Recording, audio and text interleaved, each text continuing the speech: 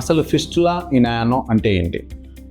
ఒక 2 భాగాల్ని కలుపుతూ, అంటే బయట ఒక లోపల రంధ్రాన్ని, లోపల ఒక రంధ్రాన్ని, 2 రంధ్రాలని కలుపుతూ ఒక చిన్న నాళం లాంటిది, ట్యూబ్ లాంటి పుండు ఉన్నట్లయితే మనకి మలద్వారం దగ్గర దాన్నే ఫిస్టులా ఇనానో అని, దాన్ని భగంధరం అని, లూటి అని చెప్పడం జరుగుతుందన్నమాట. సో ఇది ఎలా ఏర్పడుతుంది అని చూసినప్పుడు, మలద్వారం లోపల మనకి స్పింక్టర్స్ అనేటివి ఉంటాయి, మలద్వారం చుట్టూ కూడా. అవి మోషన్ని కంట్రోల్ చేస్తూ ఉంటాయి అన్నమాట. సో ఆ 2 స్పింక్టర్స్ మధ్యలో మనకి యానల్ గ్లాండ్స్ ఉంటాయి. యానల్ గ్లాండ్స్ ఏం చేస్తుంటాయంటే, మన మోషన్ పాస్ చేసినప్పుడు లోపలికి ఒకలాంటి సిక్రిషన్ని క్రియేట్ చేస్తాయి, మ్యూకస్ సిక్రిషన్ని.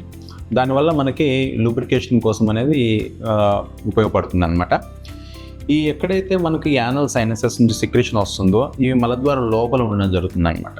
సో ఈ యానల్ సైనసెస్ కానీ బ్లాక్ అయినప్పుడు, ఏదైనా ఇన్ఫెక్టెడ్ మెటీరియల్ కానీ దీంట్లోకి వెళ్ళినప్పుడు ఏమవుతుందంటే, ఆ సిక్రిషన్ అనేది సరిగా రాక ఈ యానల్ గ్లాండ్ అనేది ఇన్ఫెక్ట్ అవ్వడం జరుగుతుంది. ఇన్ఫెక్ట్ అయినప్పుడు మనకి పెరియానల్ యాబ్సెస్ అనేది ఏర్పడుతుంది అనమాట. లేకపోతే డైరెక్ట్గా ఒక చిన్న సెగ్గడ్ లాంటిది ఏర్పడి అది పగిలి దాంట్లోకి వెళ్ళి చీము రావడం జరుగుతుంది అనమాట. ట్రీట్మెంట్ విషయానికి వచ్చినట్లయితే దీనికి చాలా రకాల ట్రీట్మెంట్స్ ఉన్నాయి మనకి. ఫిస్టులాటమీ అని, ఫిస్టులెక్టమీ అని, లేజర్ సర్జరీస్ అని, రెక్టల్ అడ్వాన్స్మెంట్ ఫ్లాప్ అని, ఇట్లా డిఫరెంట్ టైప్ ఆఫ్ ప్రొసీజర్స్ అనేవి మనకి ఫిస్టులాలో కనిపిస్తూ ఉంటాయి.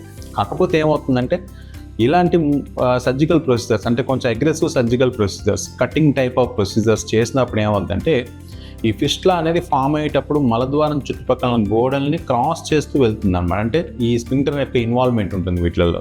ఇంకోటి ఏంటంటే, ఈ ప్రొసీజర్కి స్పైనల్ అనస్థీషియా తీసుకోవడము, జనరల్ అనస్థీషియాలో అవసరం లేదు.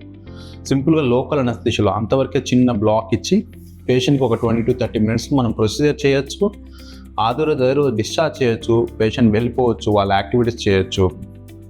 డాక్టర్ గారు చెప్పినట్టుగా వీక్లీ వన్స్ కానీ మనకి ఈ థ్రెడ్ చేంజ్కి వచ్చినట్లయితే ఒక 6 to 8 weeksలోనే ఈ ఫిస్టులా అనేది కంప్లీట్గా హీల్ అయిపోతుంది. పేషెంట్కి ఎలాంటి రికరెన్స్ ఉండదు, ఎలాంటి కాంప్లికేషన్స్ లేకుండా మనము ఈజీగా ట్రీట్ చేయొచ్చండి. Thank you.